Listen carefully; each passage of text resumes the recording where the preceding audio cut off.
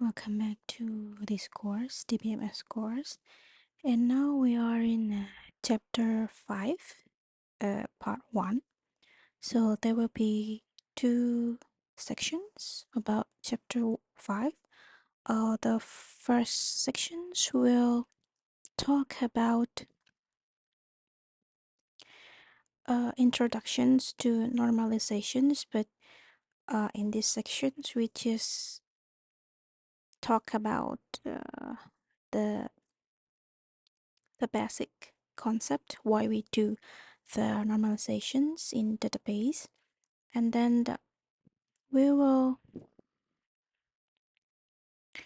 look into some guidelines for relation schemas, and then the functional dependencies includes the definitions, and then how does it look like, and then some types of the functional dependencies, and then right after that we will see some anomalies in relational database and some of the various anomalies. Okay, so let's start with the introductions to normalization. So basically, it's a process to decide which attribute should be grouped in a relation. Okay, let's check. What is normalization? So in this sections, in this part, we will look into two definitions. The first one is related to normalizations, and then the second one is the functional dependency. Okay, so now first we go into the definitions of normalization. So normalization is a process to organize data in a database. It's to reduce the redundancy or to the repeated data and avoid some potential problems like incorrect data, something like that. So the goal of the normalization is to design a database in such a way that each piece of information is stored in the most efficient and logical place. This will help to make the database easier to maintain and faster to query and less prone to error. For examples, if you have a database with customers' orders and you store each order along with the customer's address, if the customer places multiple orders, you might store the address again and again, right? And it's leading to redundant data. This will cause problems when the address changes because you will have to update it every place where it's stored. So we have normalization here, which is to reduce this kind of redundancy of data by breaking down the large tables into smaller and related ones. And you will store the customer's address in a separate table and then link it to their orders. So the address only appears once, and this makes updates easier and ensures that you don't have ended up with the extra and incorrect data, something like that. Okay, so that was the normalization. Now we move to the second definition. It's the functional dependency. So functional dependency, it's a constraints between the attributes. It's more like a concept used to describe a relationship between two attributes or set of attributes in a database. So it's like a rules that tells you how one attribute depends on another. So let's say you have a table of students and each student has a student ID and a student name. We can say that student ID determines the student names, right? And this means that for each student ID, there is one and only one student name. So the relationship between these two can be expressed like student ID related to student name, something like that. This tells us that knowing the student ID is enough to uniquely determine the student name. Okay, something like that. So, the purpose of the functional dependency is to help in organizing data efficiently because they tell you how to different pieces of data are related to each other. This knowledge will help to guide you when you are normalizing a database. So these two, normalization and functional dependency, is connected to each other. If you know the functional dependency in your database, you can break down your tables in a way that eliminates redundancy and avoids update anomalies. Yeah, it's kind of problems when you insert or you delete or modifying a data. And then makes the structure of the database more logical. So to sum up, the normalization is the process of organizing data in a database to reduce the redundancy and avoid errors, ensuring the data is stored in the most logical way. Meanwhile, for the functional dependency is describing relationship between the attributes and help in the organizing data more efficiently by identifying how one attribute depends on another. Okay, so when we use these two together, the normalization and functional dependency, it will ensure that the database is well structured, is easy to maintain, and avoid unnecessary complications. So, the purpose of the database design is to arrange data without repetition. By organizing data carefully, the database design minimizes data repetition. This will reduce the storage cost and ensures that when data is updated in one place, it doesn't need to be updated in multiple places. Okay. Another purpose of database design is generate a structured relationship. A database design establish structured relationship between different tables using keys, right? Like a primary key and foreign key, something like that. And this relationship makes sure that the database reflects real world connections and that each table can be linked logically to others. So what is the benefits of this normalization? The benefits of normalization is include the reduced redundant data because the normalizations will break down the tables into smaller ones that each focus on a specific entity, which reduces or eliminates repeated data across the database.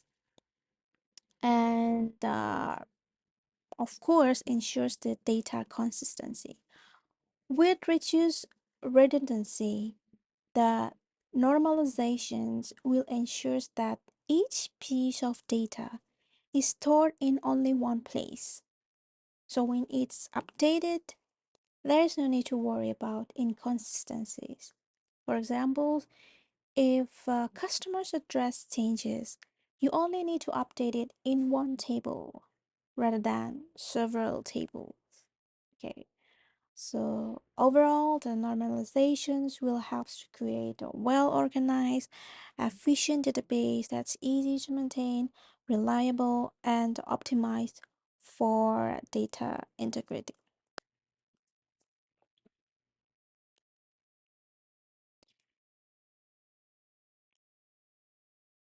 So normalization is a process in database design with the goal of organizing data efficiently by structuring tables to reduce the redundancy and prevent anomalies.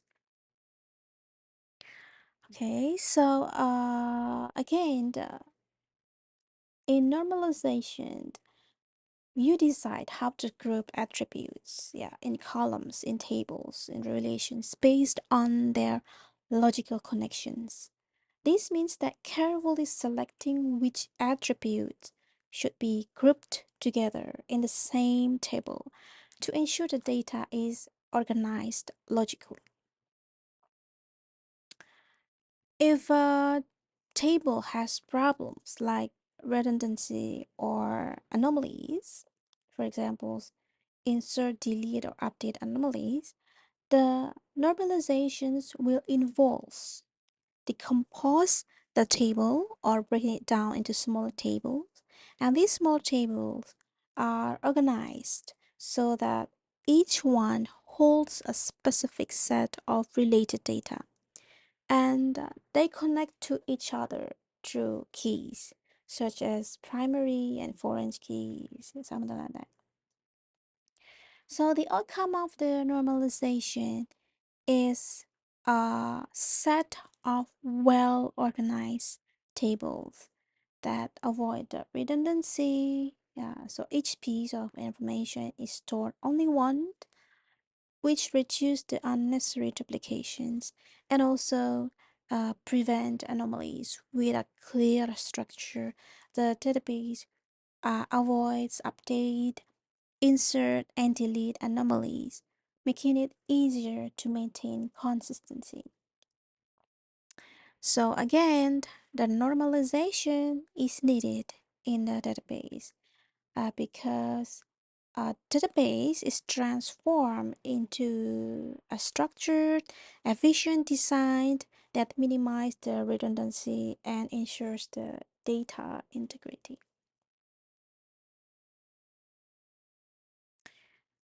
All right, we move to the next one. It's about the informal design guidelines for the relational schemas.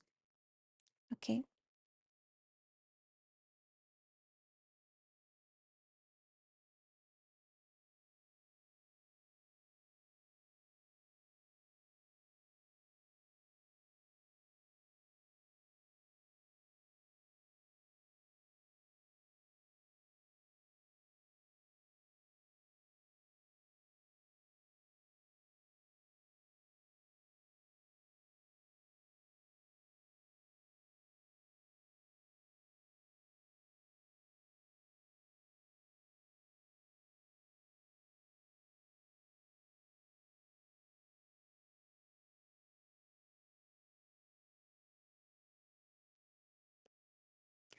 Okay, so the first one is the meaning or semantics of relation attributes.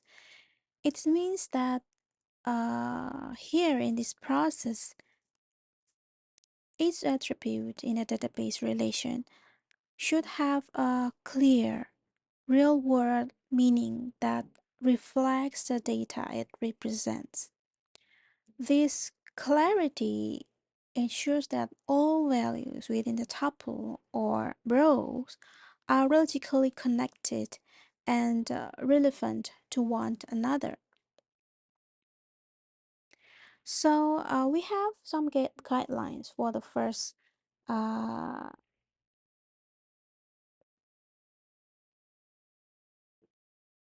so first one, when deciding a relation schema or the table structure, you need to make sure it's easy to explain to others. And its schema should represent a single coherent entity or relationship type rather than combining the unrelated concepts. Why this matters? Of course, this matters because we need to clarity of the database. If each attribute has a well-defined meaning, it will help the users to understand the purpose of the data and prevents confusion. And we also need what is called data integrity. So it's ensured that logical consistency within the tuples will minimize the risk of errors and anomalies. And a simpler maintenance. A clear single purpose schema is easier to maintain, easier to carry and extend in the future. So, as the examples, listen to me. As the examples, if you have a database for a library, we have a book relation. Okay, so the book relation should contain the attributes that are clearly related to books, such as book's ID, and then the title, and the author, and the publisher, right? And it should not, however, include unrelated information like member ID, borrow date, instead of borrowing detail should be in the spirit borrowing relation that connects members to books, something like that. So this keep each schema focus on a specific aspect of a data, something like that. And the next one, uh, it's about redundant information and update anomalies. So redundant information, that means storing the same data multiple times in a database. Imagine you have a table with customer information and you store the customer's address in several different places. If the address changes, you would need to update it everywhere, which can be error and inefficient. So, to avoid this, we try to store each piece of information just once in the right place and then link it to other data when it's needed. And this helps in saving space and reduce the chances of the mistakes.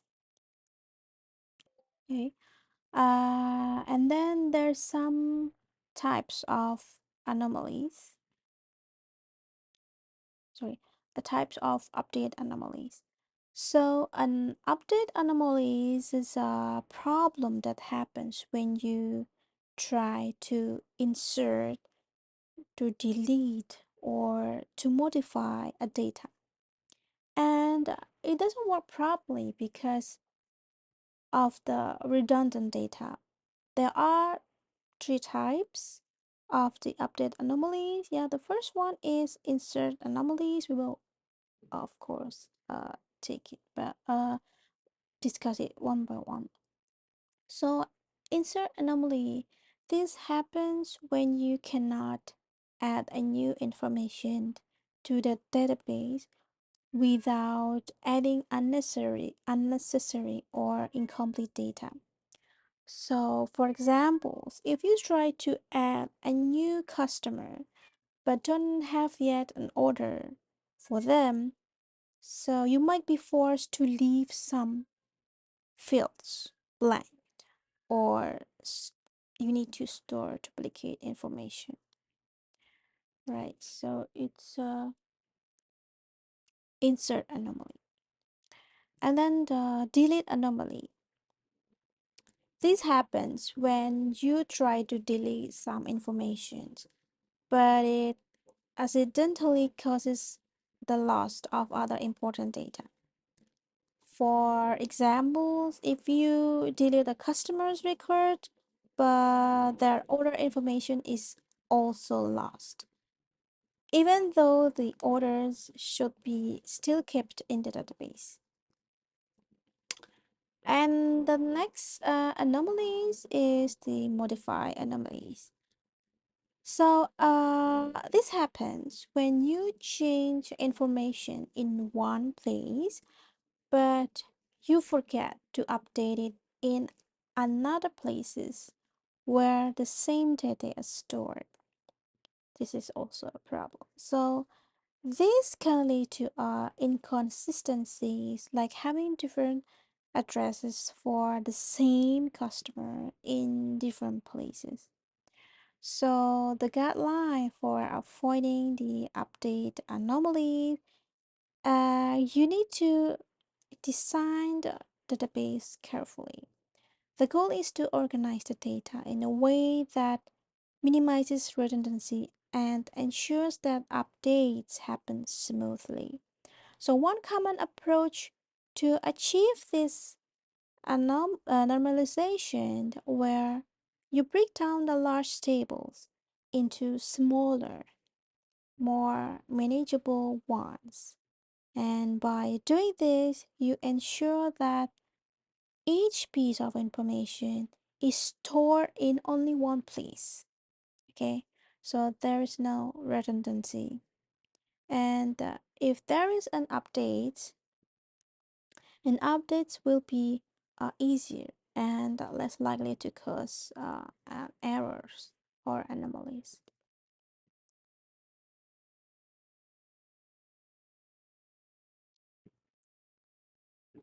All right, so next is the avoiding null values in the tuples. Yeah, this is also important.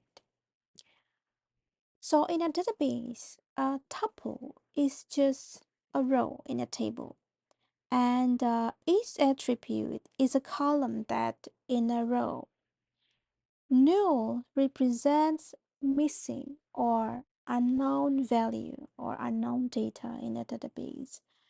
So when you designed a database, one common problem is that if you group too many attributes or columns in one table, you might end up with a lot of null values. Okay, so the issue is with nulls, when you put many attributes in a single table, you might have some rows where a certain attributes don't have a value. It means null. They are null. So this will create a problem. Yeah. First is wasting your space. Storing a null values still takes up some storage space, even though it doesn't actually contain any useful data. The more nulls you have, the more space is wasted. So try to avoid a null value. And the ambiguity. So a null can mean different things. Yeah.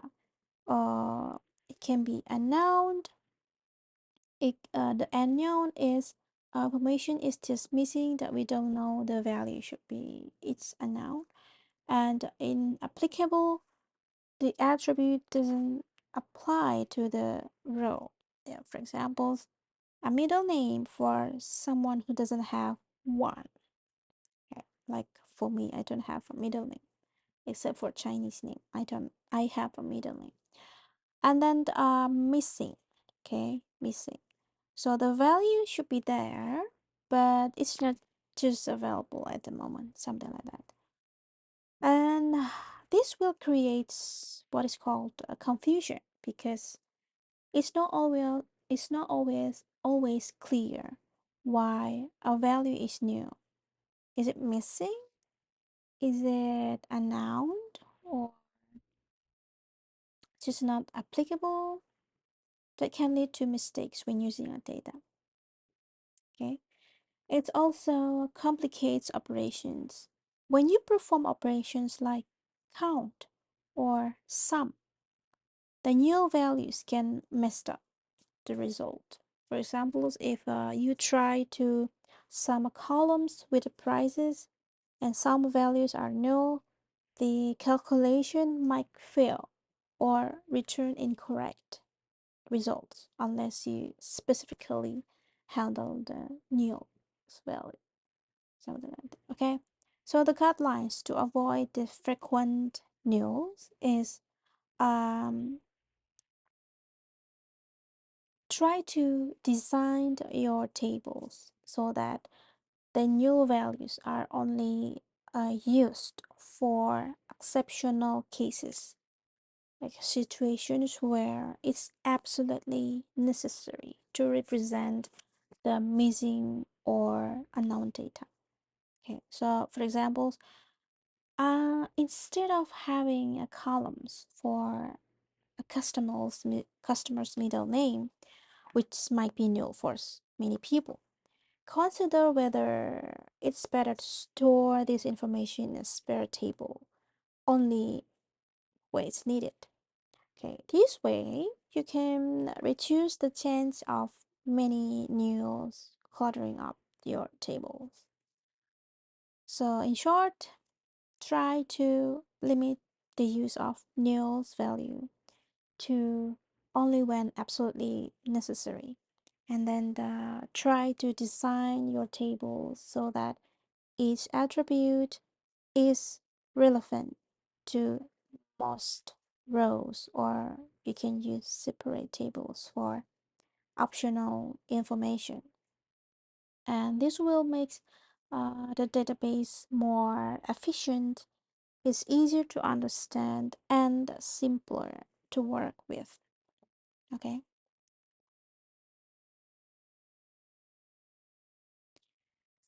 And the next is preventing spurious tuples. What does it mean? What are the spurious tuples? Okay, so a tuple is just a row in a database table, and spurious tuples refer to unwanted or incorrect rows that can appear as the result of an incorrect joined operation between two tables. Okay. Okay, so to understand this part better, let's imagine that you have two tables, one for students and one for courses. Okay, I wish I can write it here, but now I cannot. Okay, so the students table is each students and their details. Try to write it down here. I have a students table over here. Okay, I don't have my pen, so it's very difficult. Okay, student table. So it's a student table is each student and their details, and then I have another table is a course. Okay,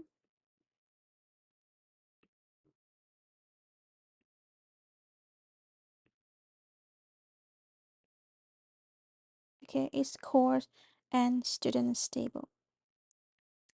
So this course table will list all courses and who's enrolled in this course. Okay, so let's say you want to join these two tables to see which student is in which course. Okay, so you might accidentally join them incorrectly, leading to spurious data. Okay, spurious data, like the same student showing up multiple times for a course, or student being linked to the wrong courses, right? This is the what is called spurious data. So this is unwanted data. Okay, when you join these two tables, the database tries to match the rows based on the certain attributes. If the join is done incorrectly, for example, joining tables based on non-unique columns or incorrect relationship, it can produce an extra or irrelevant rows. And these are the spurious tuples. Okay. So, for instance, if you join the students and courses tables based on an incorrect or a non-specific attributes like student name instead of student ID, you could get rows that don't make sense, such as student enrolled in two courses multiple times if they, for example, have the same name. Like there are Robert from class A and Robert from class B. So that will be a correct combination of the students and the courses. So there is what is called guideline 4. This is to helps to avoid, to prevent what is spurious tuples. So the guideline is you need to design your tables and schema so that the joins are always done using primary key and the foreign key attributes. So the primary key is the unique identifier, as we know, for each row in a table. So for examples, in the students table, a student ID could be the primary key of the table. And then the foreign key is the column in one table that will links to the primary key of another table. For examples, in the courses, okay? In the courses table, a student ID could be a foreign key that links to the student table. Okay, so by using the primary keys and foreign keys for your joins, we can make sure that each rows in the result is linked correctly, uh, no extra rows or wrong combination. And then it's to prevent duplication or mixing of data that leads to spurious tuples. Okay, so to conclude, the spurious tuples happened when incorrect joins lead to extra or incorrect data.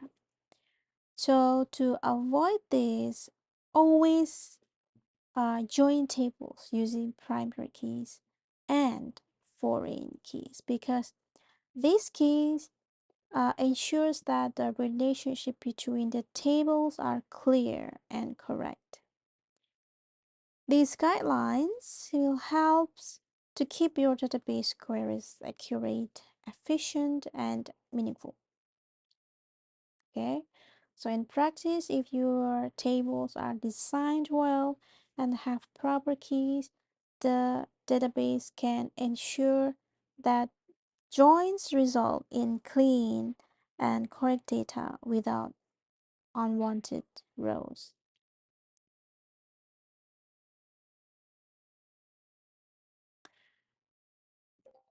All right.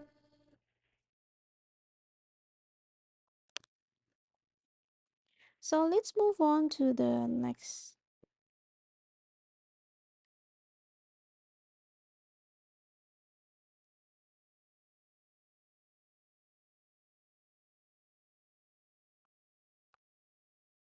Is the part 3 is the functional dependency. So in this part, we will try to understand more the functional dependency in the database.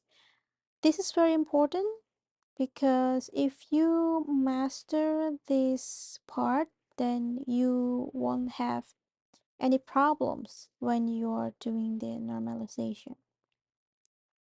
Okay, so let's start it. Okay, so let's start with the definitions of functional dependency. So functional dependency, or FD, describes a relationship between the attributes in a database where one attribute determines another. In relation of R, if attribute of Y is functionally dependent on X, is written as X, Y, arrows Y, then it means that a specific value of X uniquely determines a single value of Y. So we can say that X is the determinant. Okay.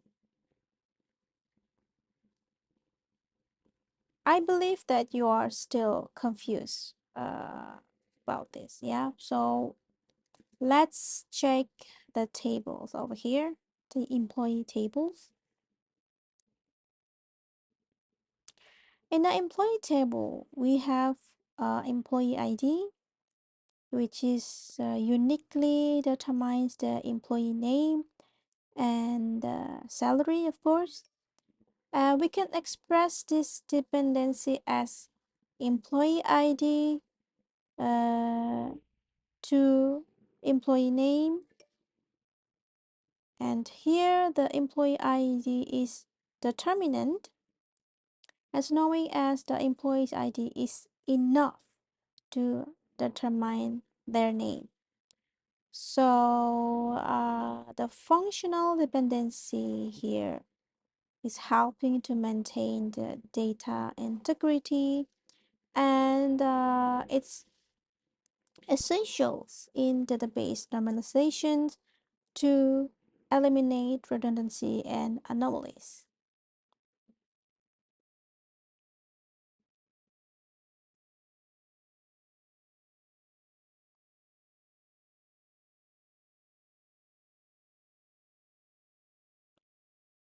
All right.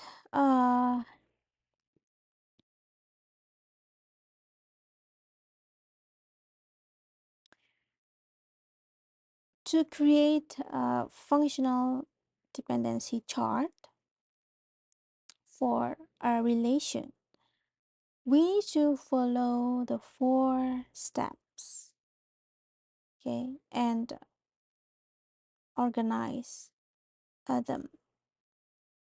Okay. Um, First one is to identify the primary key attributes.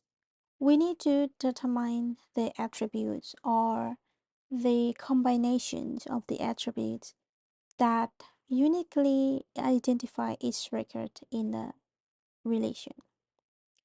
And these are your primary key attributes. Okay.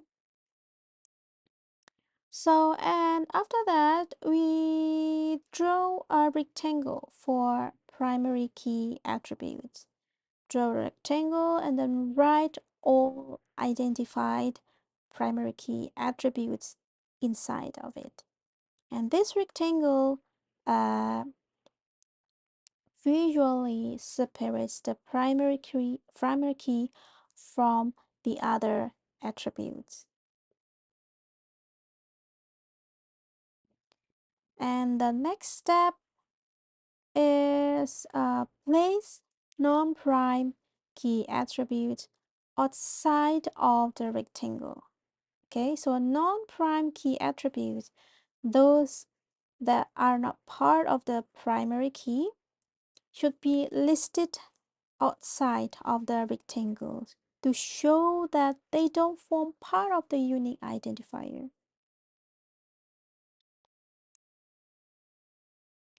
And the last step is to indicate functional dependency with arrows. Yeah. So we need to use arrows like this to represent the functional dependency. Draw the arrows from the determining attributes inside or outside the rectangles to the dependent attributes, just like this. And the directions of the arrow, it signifies the dependency. Yeah, for example, uh, employee ID to name and employee ID to salary. And these methods will help to visually organize the dependencies, making it easier to understand the relationship between the attributes and to identify any redundancy or anomalies in the relation. Okay, next one. We're still in the chart of functional dependency. So we have an examples uh, of a professor. So it's the relation of professor. We have professor code and a department, head and time. Okay, so professor can work more than one department, and the time here, it means that how long he spent in each department. Okay, and each department only have one head. Okay, and then to draw the dependency for the given relation, as you can see in this picture. Okay, so it's the professor code. Okay, so it depends on the department, and we have to draw this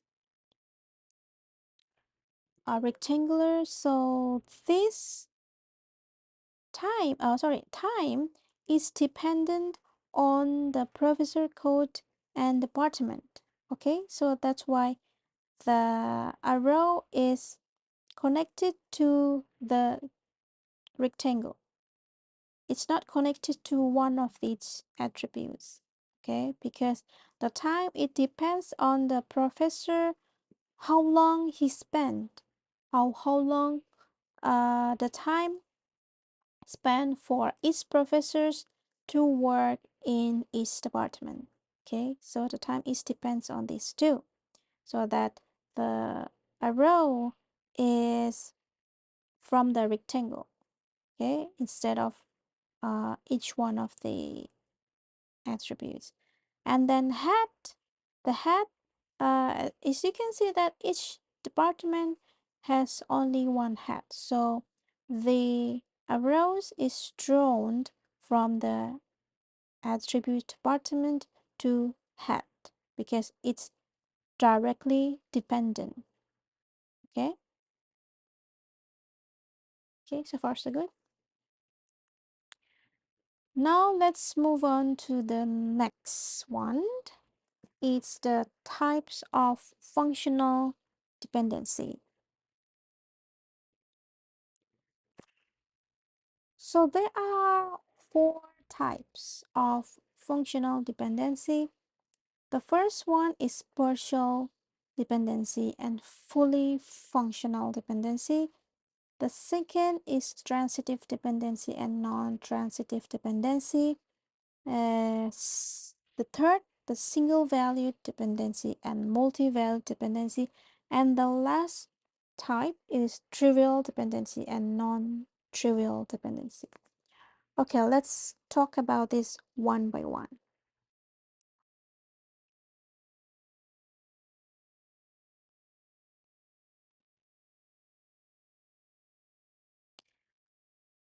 So partial dependency, it happens when a non-prime attribute, or we can say an attribute that's not part of the primary key, is dependent on only part of the composite primary key rather than the whole key.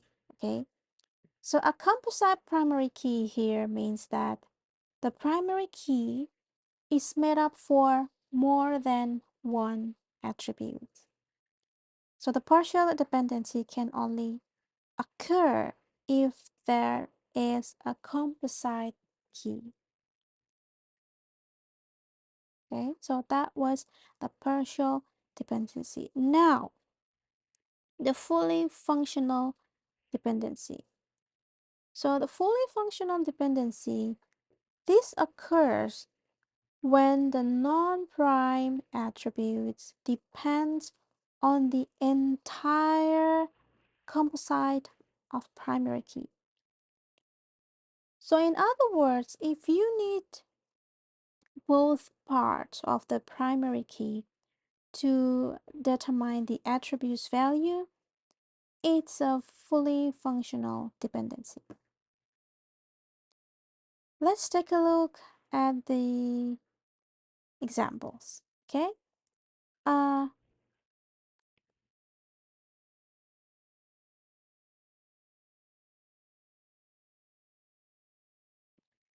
so this happens, you remember that partial dependency happens when a non-prime attribute, or we can say an attribute that's not part of the primary key, is dependent on only part of the composite primary key rather than the whole key. So a composite primary key here means that the primary key is made up more than one attribute, and partial dependency can only occur if there's a composite key. So we can see in this picture in a student relation with a composite of primary key, roll number, and game. So suppose we have non-prime attributes of name and fee. Okay, so the fee is represents the fee of the particular game. Okay, and name is only depends on the roll number. So you can find a student's name by just knowing their roll numbers, and fee, it depends only the game. So the fee is based on the game itself. Since a name and fee don't depend on the entire composite key, yeah, the entire composite key is the roll numbers in game, so they are partially dependent. Okay. Meanwhile, for the fully functional dependency, this occurs when a non-prime attribute depends on the entire composite of primary key. So in other words, if you need both parts of the primary key to determine the attribute's value, it's a fully functional dependency. So in examples,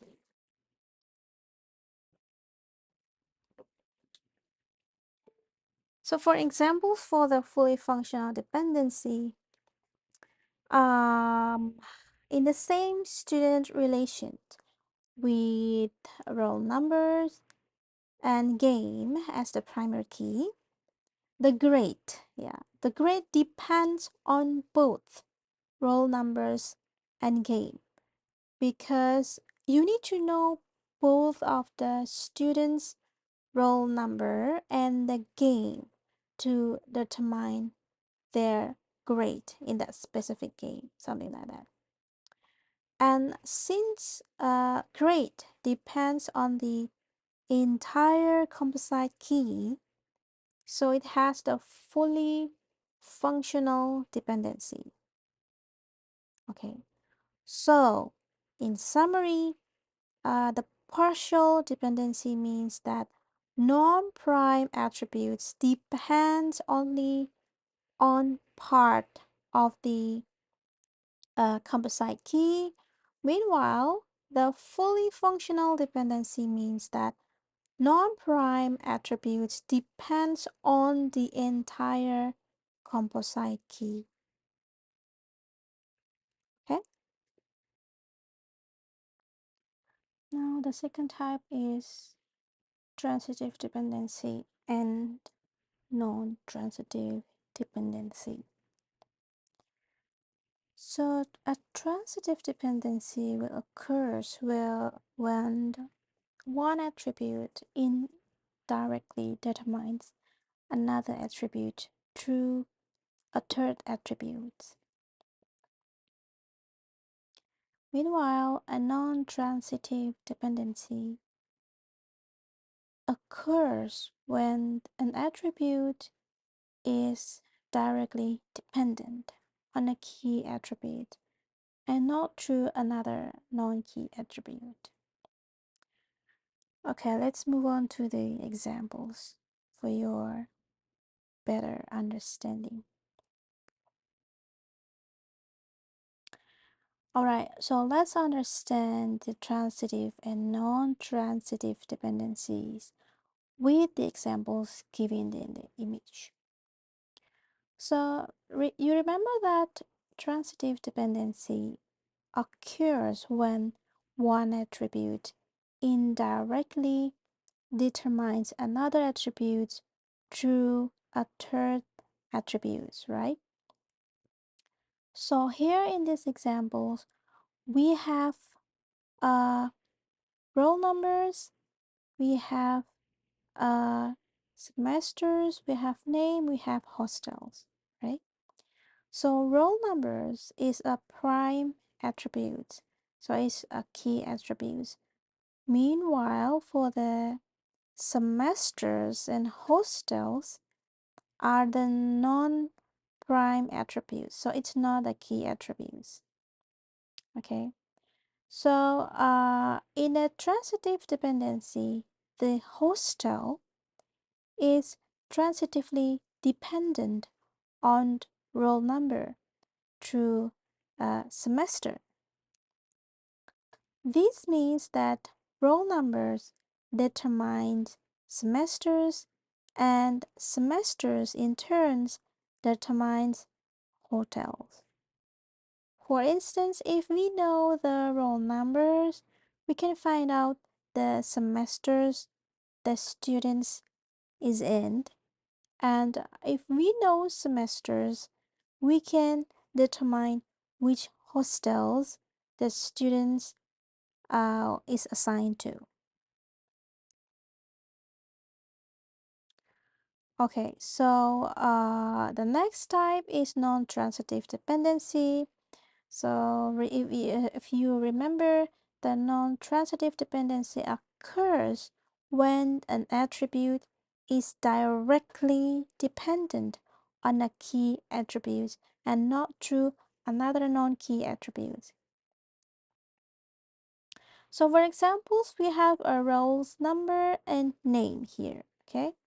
So name is directly dependent on roll numbers. Knowing the roll numbers directly will tell us the student's name without needing any intermediary attributes. So this diagram shows the relationship between the roll's number, the name, semester, and hostels, where the roll number is the X directly determines the name, and the roll numbers also determines the semester, but semesters in turn determines the hostel, okay, the Z. It's showing the transitive dependency. So in summary, the transitive dependency when one attribute indirectly determines another attribute through a third attribute. Yeah, for example, roll numbers to semester, semester to hostels. Meanwhile, for the non-transitive dependency, when an attribute is directly dependent on a key attribute and not through any other attribute. Yeah, for examples, roles numbers to name. Okay. So the next type of the functional dependency is the single valued dependency and multi-valued dependency. So the okay, so single value, okay? The single value dependency occurs when one attribute determines exactly one value of another attribute. So that's we call it single because one to one. Okay, one attribute determines exactly one value of another attribute. Meanwhile, for the multi-valued dependency, it occurs when one attribute in a table determines multiple values of another attribute independently of other attributes. Okay, so let's check for the examples.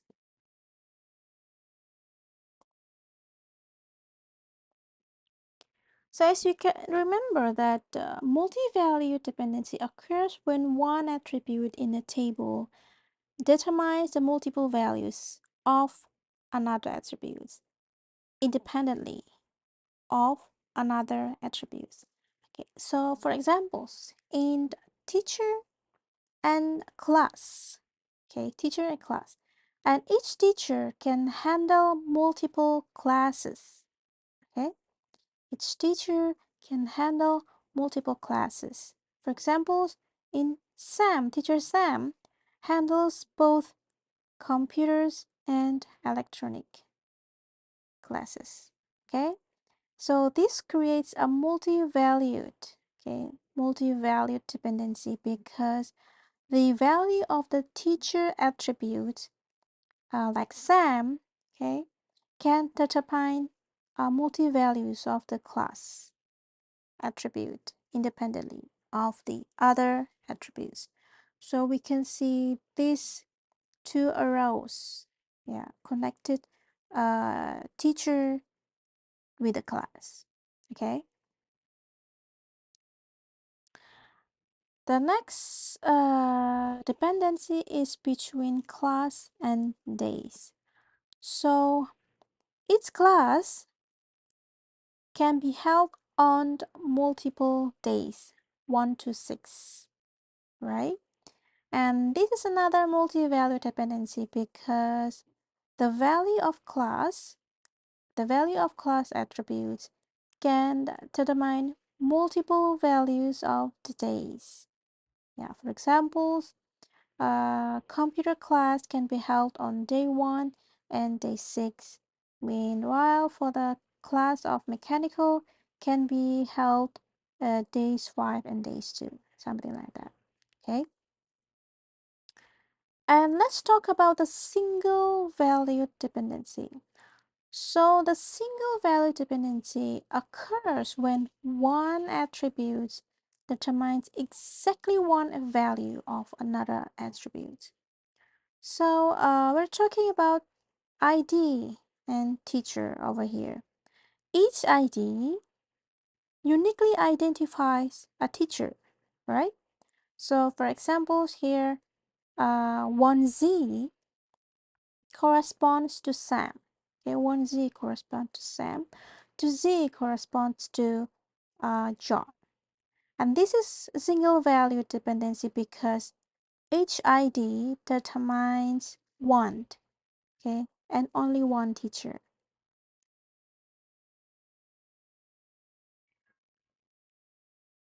And as you can see here that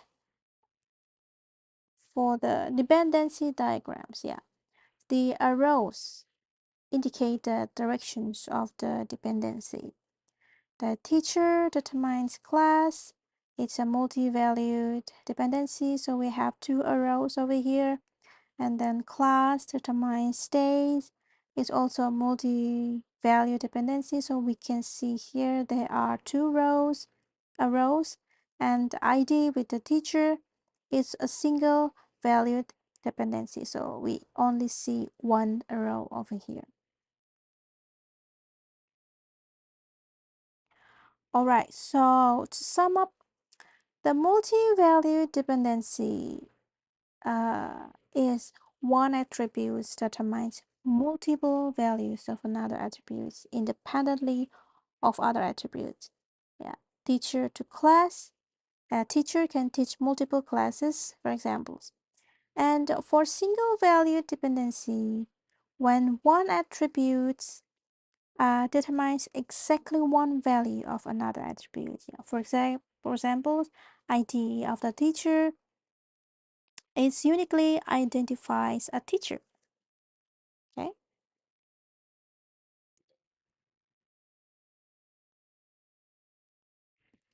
So the last type of the dependency is the trivial dependency and non-trivial dependency.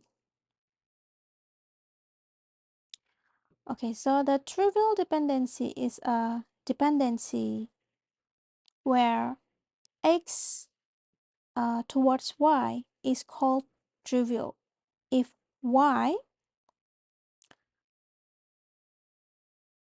is a subset of x. So this means that the dependent attributes of y is already contained within the subset of attributes x. It's the trivial dependencies. And the trivial dependencies are not meaningful because they don't provide new information, to be honest. For examples, okay, for examples, if we have a set of attributes, yeah, it's A and B. So the dependency of A and B, if it's part of the A, is trivial because A is already part of A and B. Yeah, just okay. So it's not nothing new. It's not new information. Okay, and then a non-trivial dependency. So it's a dependency of x and y when if y is not a subset of x. So it's a non-trivial dependency. So in other words, we can say that y contains attributes that is not part of x.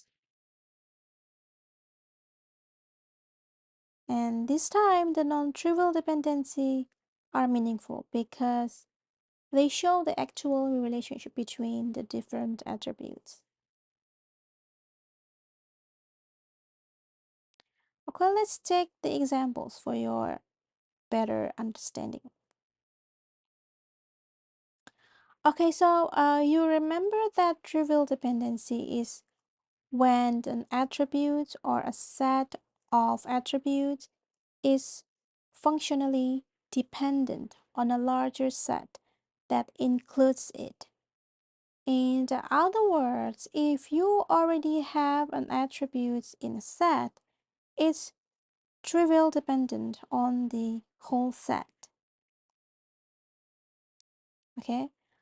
In the supplier product relation, okay, this is S, it's for the supplier ID, and then P is the product ID. Okay. The dependency of S and P, S and P is a trivial dependency as the S is a subset of S and P.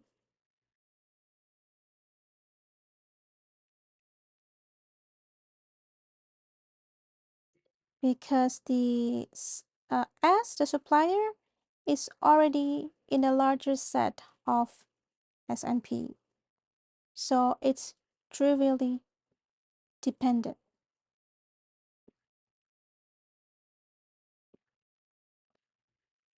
Okay, and then let's talk about the other dependency, which is called non-trivial dependency. So non-trivial dependency occurs when an attribute or set of attributes is dependent on another set that does not include it as a subset. So this kind of dependency is meaningful because it reflects a true relationship between the attributes that are not trivially related. Okay, for examples, in the relations of R, it's over here. An example of a non-trivial dependency is 0 to P, meaning the value of P, where the value of P depends on the value of O, okay? But P is not a subset of O. This makes it meaningful or non-trivial dependency because knowing O determines P in this table. Okay, so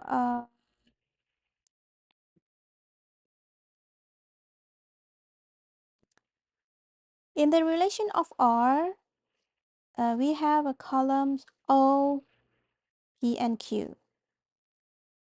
Okay, by observing this data, we can find the non-trivial functional dependency. Yeah, for examples, the O to P holds because each value of O corresponds to only one value of P in the table. Yeah. However, O to Q does not hold because the same value of O like 2 has a multiple values for Q.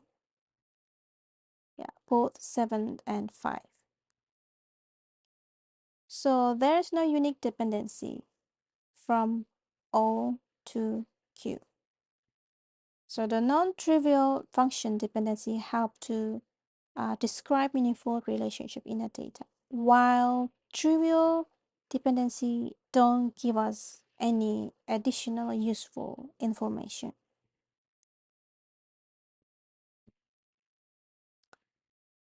All right, let's move on to the next sections, which is about the anomalies in relational database. Okay. So what is anomalies? Anomalies are the undesirable outcomes that can happen when you modify data in a database. Okay, so anomalies are the undesirable outcomes that can happen when you modify data in a database. So there are various anomalies. Okay, the first is called insert anomalies. It happens when you are unable to add certain information to a database without also adding another or related information. Okay, for examples, suppose that you have an employee table that stores information about employees and their departments. Each employee has a unique employee ID, in this case, a primary key, which cannot be empty or null.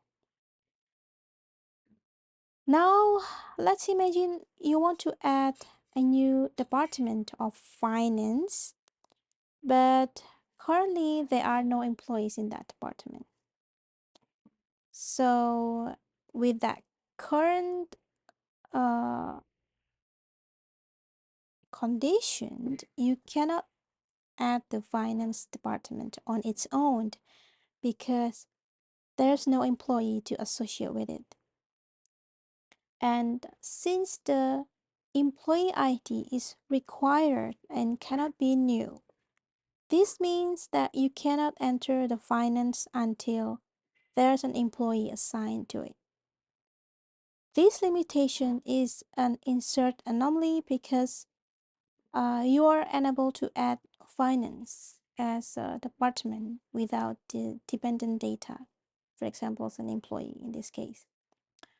And this type of anomaly can restrict flexibility in managing your data, especially if you want to keep track of departments independently from the employees. And the next anomalies is delete anomalies. So delete anomalies happens when removing a piece of data also cause you to lose the other important information you didn't mean to delete. For examples, let's say you have an employee table where each employee's records includes their department.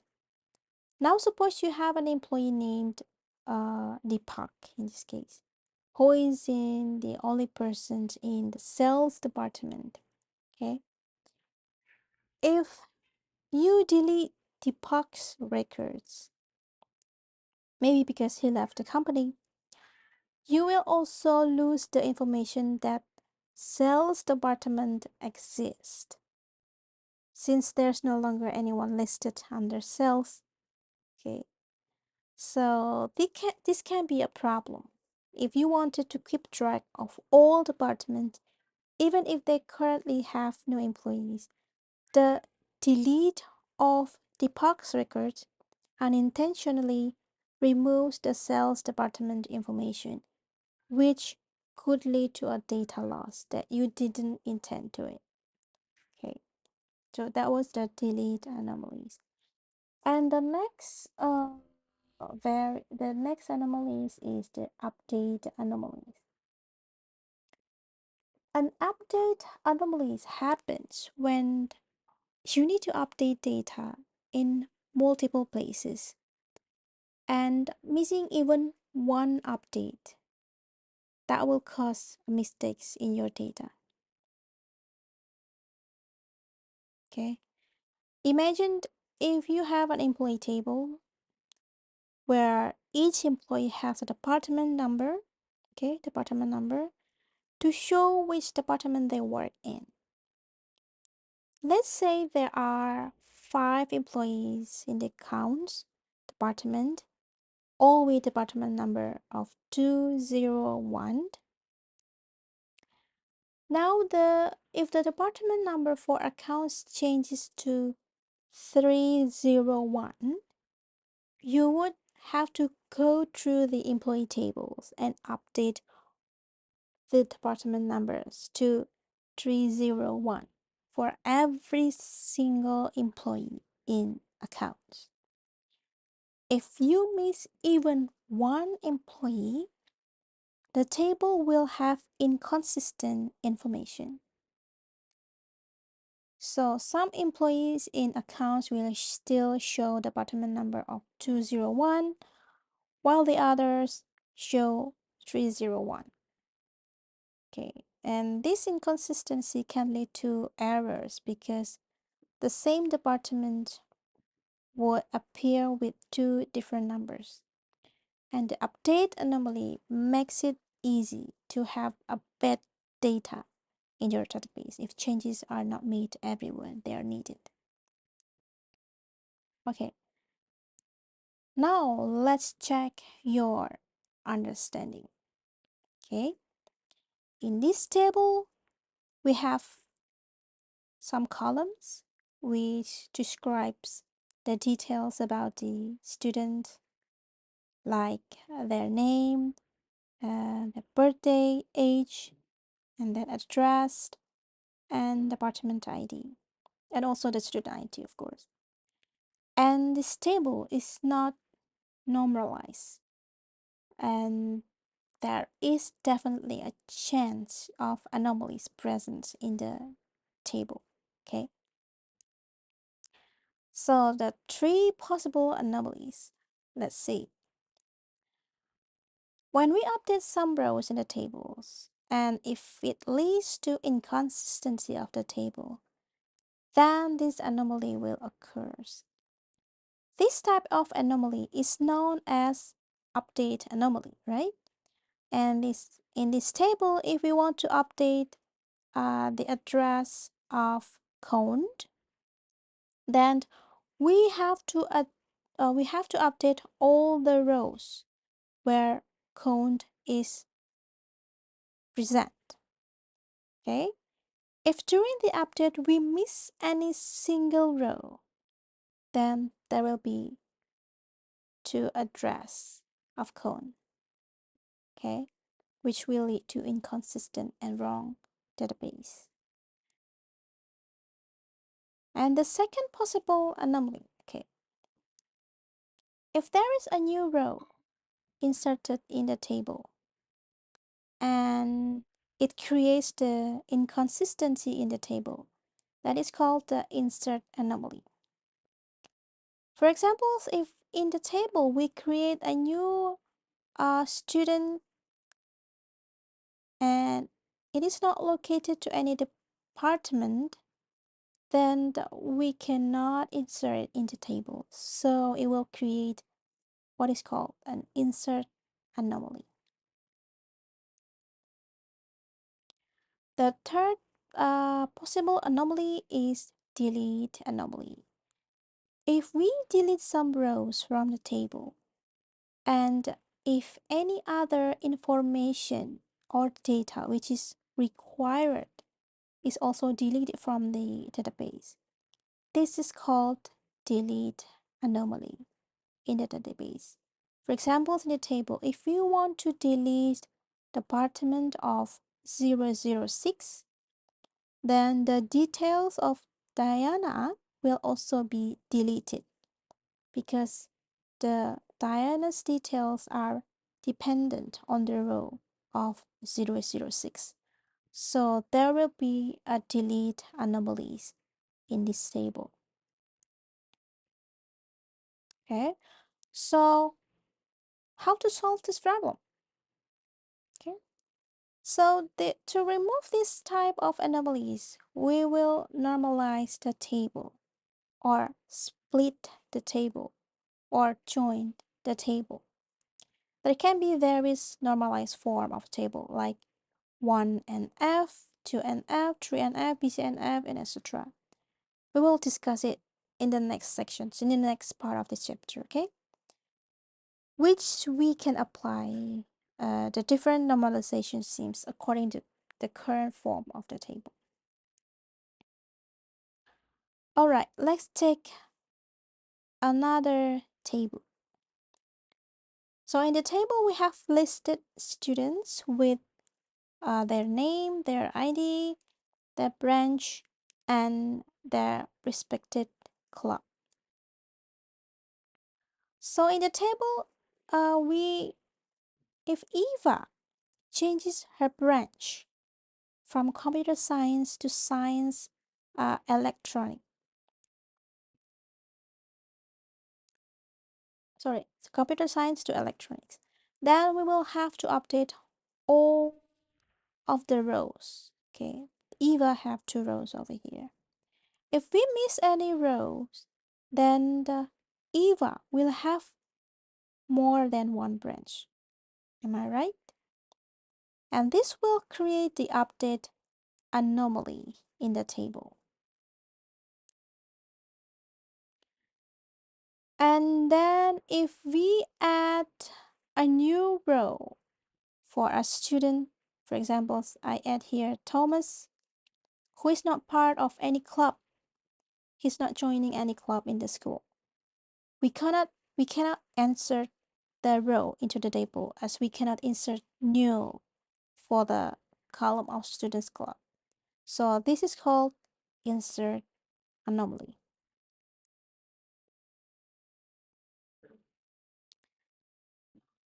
And then if we remove the photography club from the college, then we will have to delete its row from the table. but it will also delete the table of their law and his details. So this is called delete anomaly, and of course it will make the database inconsistent again. All right, if you have any questions, just send me email. That's all of the chapter 5 part 1. We will meet again in chapter 5 part 2. Okay, have a nice day. Goodbye.